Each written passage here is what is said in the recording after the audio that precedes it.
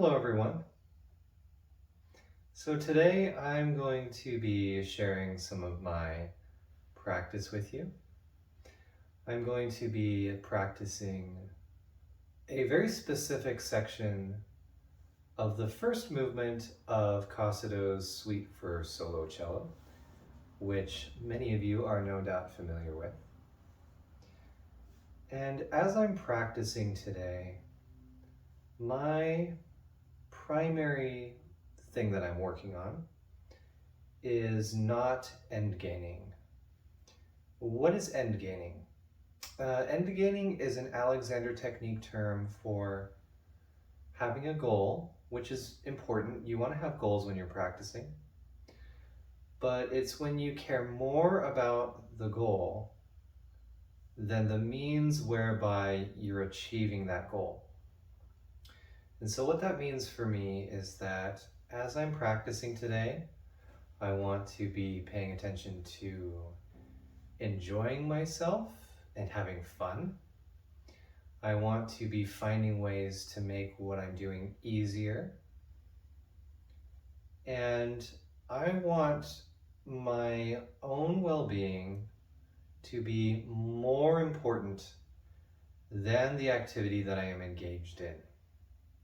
So the end result of how this music sounds today is not nearly as important as me finding out what happens to me as a whole human being and paying attention to how I'm thinking and moving through the process. So what we're learning to do with the Alexander technique is pay more attention to the process than the goal of that process. So as I'm practicing, I will just be continually returning to everything that I know and understand about the principles of the Alexander technique and how to apply those to my music making. So the first thing that I would like to do before I play a single note is just take a moment to check in with myself and just take an overall general assessment of what's happening with me. So I notice ease in my left shoulder. I also notice a little bit of tension in my back, and I ask again, where else do I seem to be easing a bit? And I notice ease in my eyes. And the first thing that I want to do with this section of music is I want to just find out what happens to me as a whole as I play this section of music, as if it's a performance and without stopping or trying to fix anything. So I ask again, where else do I seem to be easing a bit? Where else do I seem to be easing a bit? I'm noticing ease in my neck, and I wonder what happens to that ease as I play.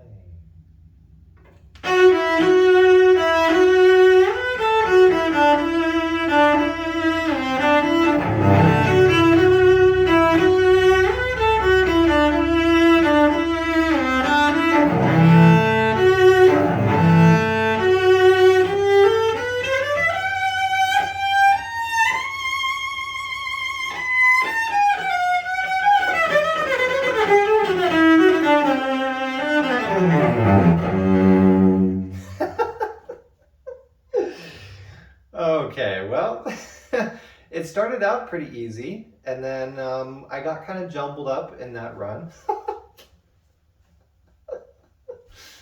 um,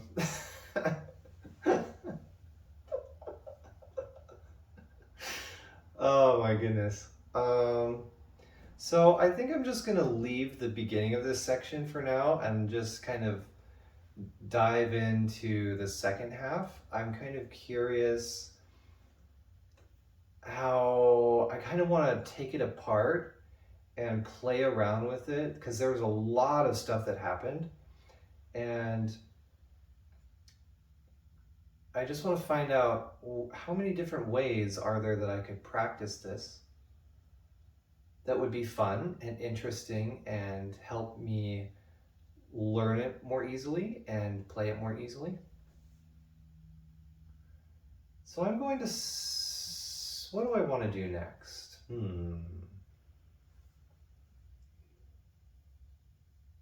Just need to think about this for a moment. It always helps to smile when you're practicing. It's good to be able to laugh at yourself. It helps make things a lot easier.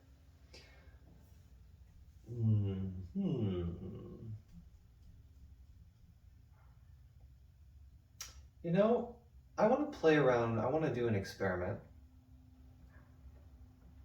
I want to do a little bit of mental practice.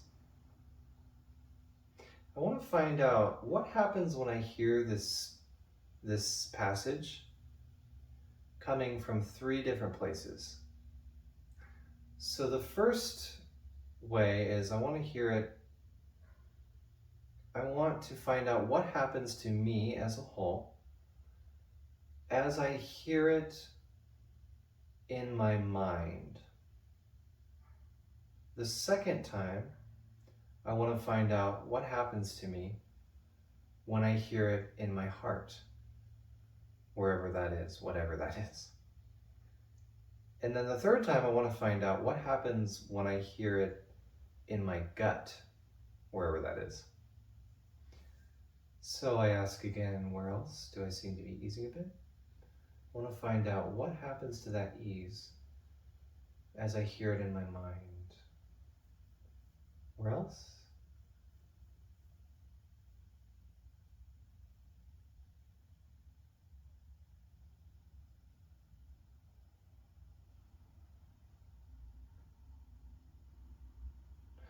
Oh my goodness.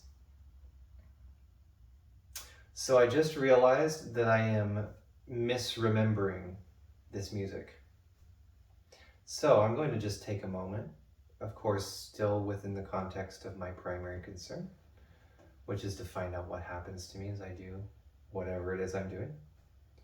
I'm just going to take a moment to look at the music, but let the side of the music come to me. So I'm not trying to look at it like this, but I'm allowing it to come to me. So I have ba, da da dun. Then we have a shift da da dun, and then another shift da da dun, shift da da dun, shift da da dun, and then we have one more. So I was misremembering. I thought I went from that, what I just sang, to the run, to that da dun da da dun. But there's actually one more. There's one more round of this pattern. So where else? So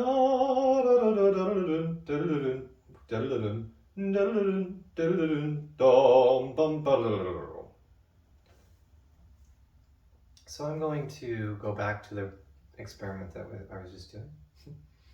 So what happens to me as a whole when I hear this in my mind?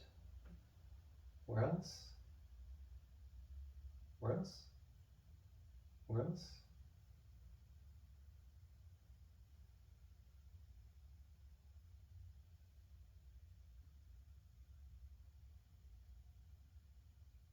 Where else? Where else? Interesting. So that was the first experiment. So now I want to find out what happens to me as a whole when I hear it in my heart. Where else do I seem to be easing a bit? I want to find out what happens to that ease as I hear it in my heart. Where else?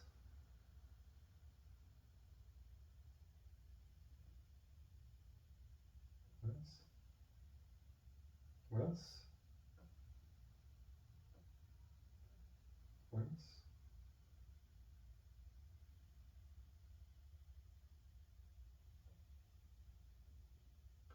Interesting. It's a different experience. Now I want to find out what happens when I hear it in my gut. What else? What else?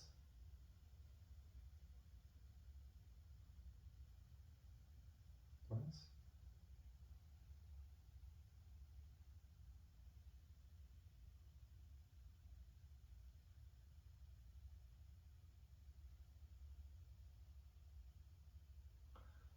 That's interesting. It was different every time. I actually want to do the gut one more time. So I want to remind myself, because I noticed that I was end gaining a little bit more on that one. I was paying more attention to the result than the means. So I want to remind myself that my primary concern is to find out what happens to me as I do the activity. Where else? Where else? I notice ease. What happens to that? Where else?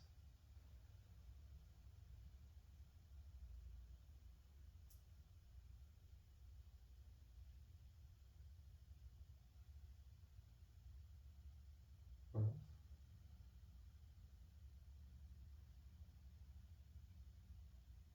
Okay, so that was my first creative way to practice this. The next thing I want to do is I want to find out what happens when I play this section in super duper ultra slow motion with no vibrato and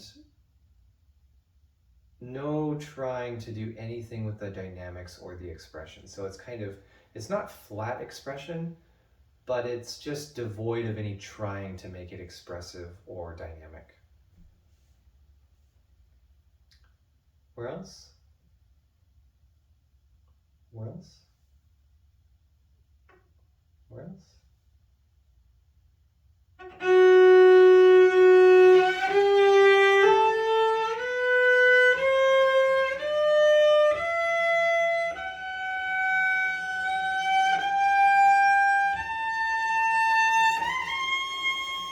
Where else?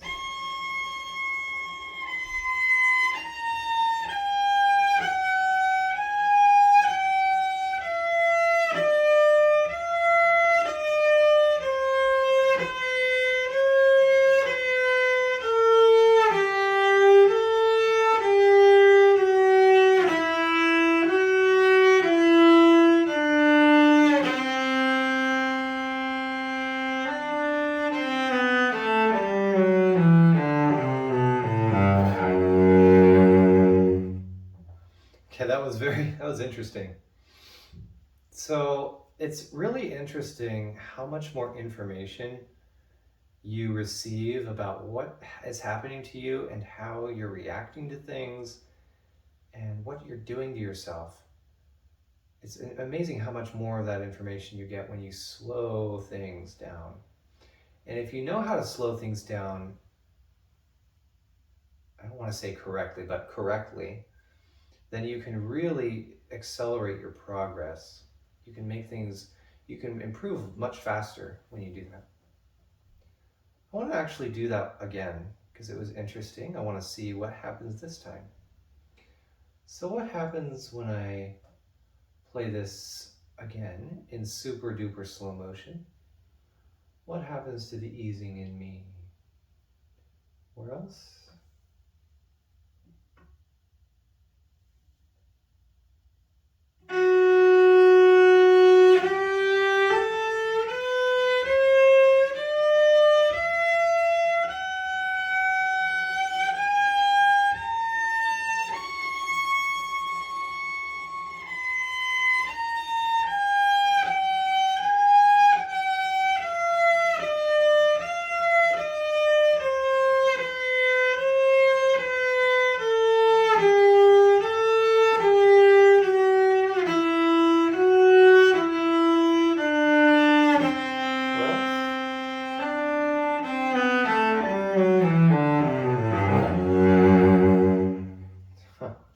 Interesting. It's getting easier.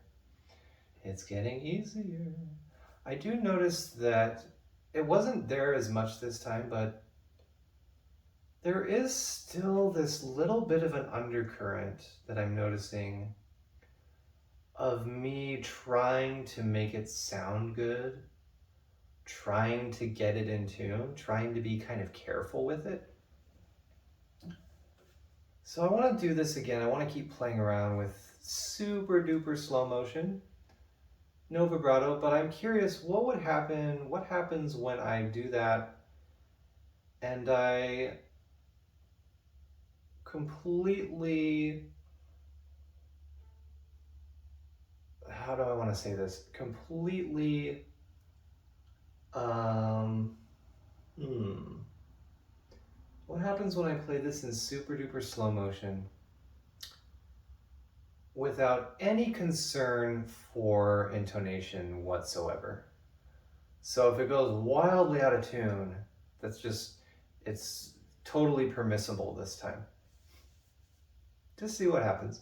I don't know if it will go out of tune, but I'm giving myself permission for it to go out of tune. So what happens when I do that? Where else? Where else?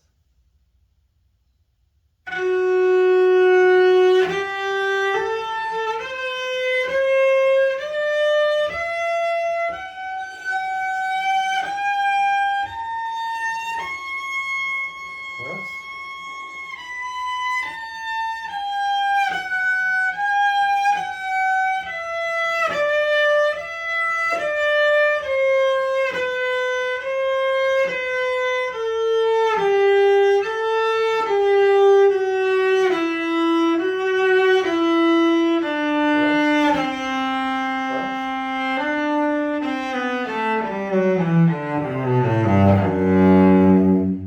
It's kind of funny. It didn't really go that out of tune. There were I noticed little issues here and there, but I did notice a few spots where I got a little bit more active, a little bit more analytical and kind of judgy with my mind. And I'm just going to I'm not going to try and pick that apart too much, but I did notice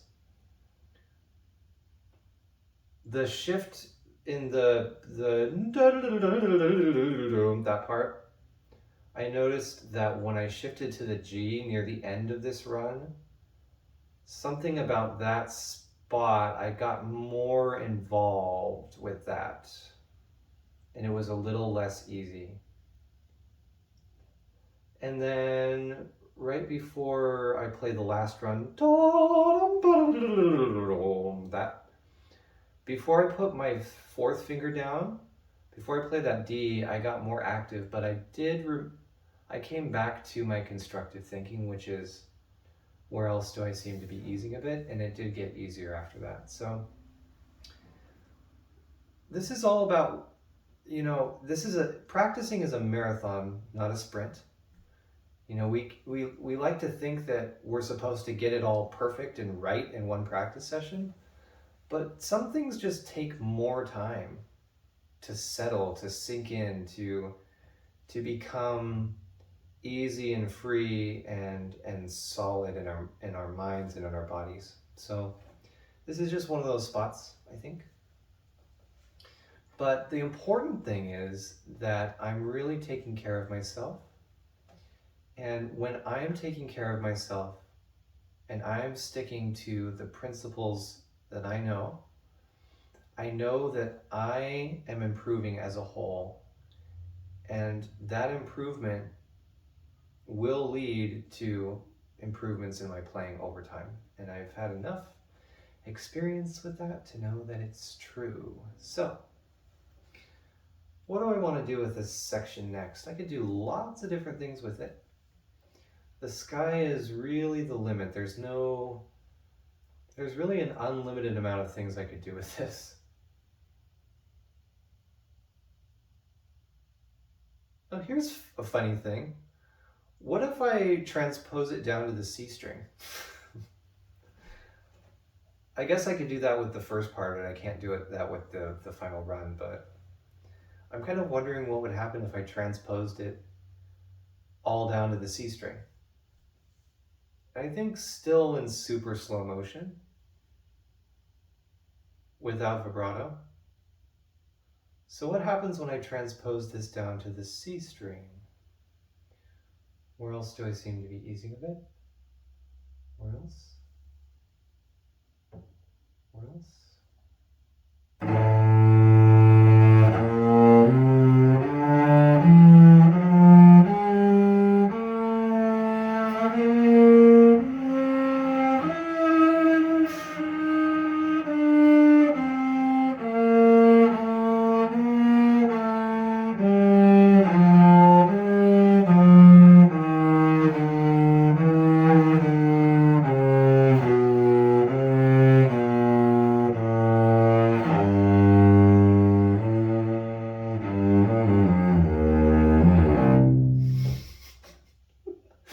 That was interesting. I actually want to do that again. It's kind of fun. It really doesn't matter what specifically you practice when you're practicing with the Alexander technique, because you're not really working on that specific part of music. That's really a secondary thing. What you're primarily working on is your whole self, which my teacher Jennifer calls the primary instrument. So you're playing the cello with this primary instrument, and when this is improving, when you're working on this, whatever happens on this instrument is improving as well. So I want to just do that again. Super slow motion C string. What happens to the E's as I do that? Where else? Where else? Starts up bow. Where else? I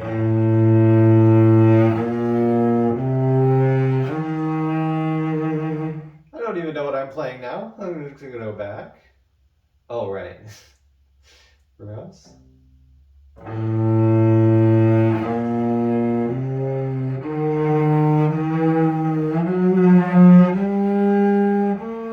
Lovely waltz.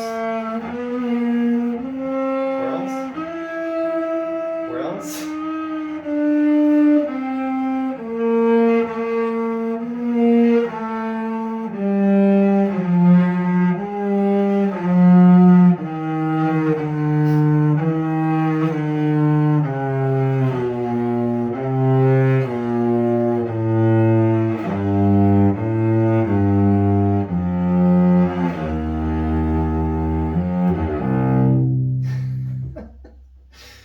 Oh, love those wolves. It's just wonderful.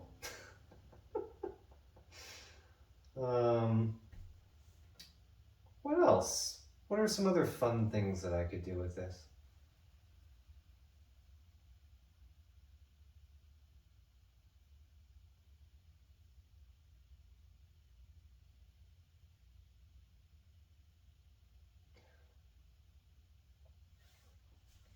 I could put it all back together. So what happens when I play this section as if I'm performing it? So everything going back in, the vibrato, all that stuff. What happens when I play it at performance tempo and continue to be unconcerned with what's happening to the intonation? So there's just not any trying to make it sound good or be careful with it. So what happens when I play it at performance tempo and allow myself to play out of tune and screw up and just play it wrong? Where else do I seem to be easing a bit? Where else? Where else?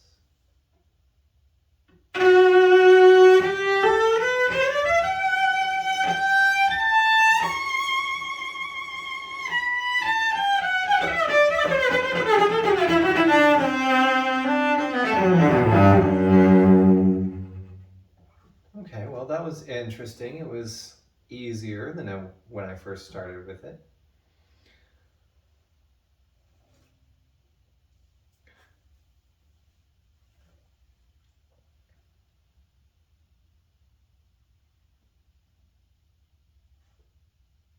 I want to play around with just this run, this 30-second note run, to end my practice session. I think I'm just about at my limit for this practice session, but I want to just do a little bit more with this section. It's agitatissimo, fortissimo. I wonder what happens if So something that I'm running into right now is that I want all of those notes to be clear, and I want it to sound perfect. I want it to be at a high standard. And those considerations are pulling me away from my primary concern, which is to find out what happens to me as I play.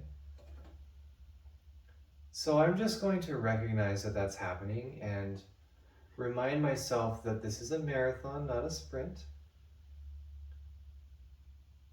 And also recognize that if I want to be able to play this at a super high level with an amazing amount of accuracy and clarity, the only way for that to happen is that I have to be willing to risk going through a mess. So what I mean by that is I have to risk sounding bad and making a lot of mistakes before I can get to that point where it's easy and free and also accurate and clear. So I'm just going to file away in my mind that I have this desire. So I want to be able to play this easily and freely with an amazing amount of clarity and accuracy. So I'm just going to trust that in time that my system will figure out how to do that. But for now, I'm going to come back to my primary concern is to find out what happens to me as a whole human being as I play this run. So what I want to do is I actually want to play it at full tempo. And I want to allow, because it's an agitatissimo, I don't really know how the music wants to express itself through me. I don't know how that agitatissimo wants to unfold. So I want to leave that open-ended. I want to allow that agitatissimo to develop on its own. So I want to just find out for now, what happens when I play this run at full tempo? Let's just find out. Where else? Where else?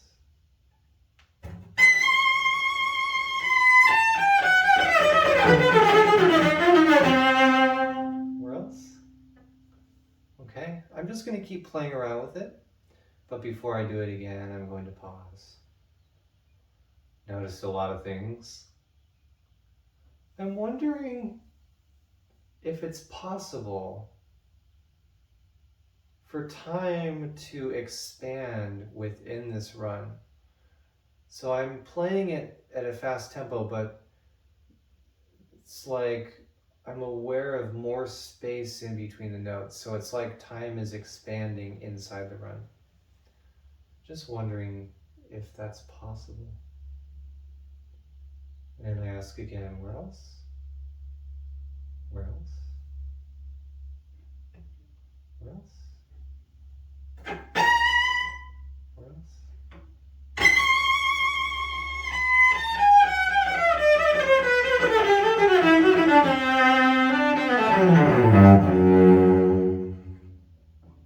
Interesting. I want to do it one more time and then I think I will be done for today.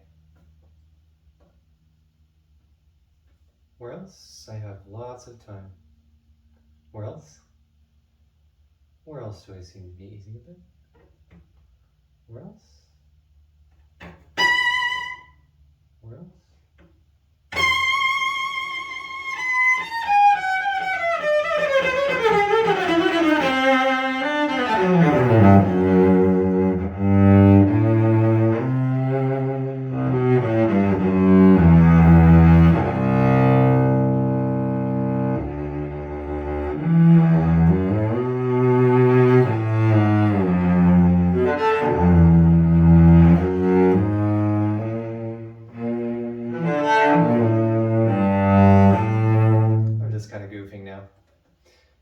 I think I'm going to be done.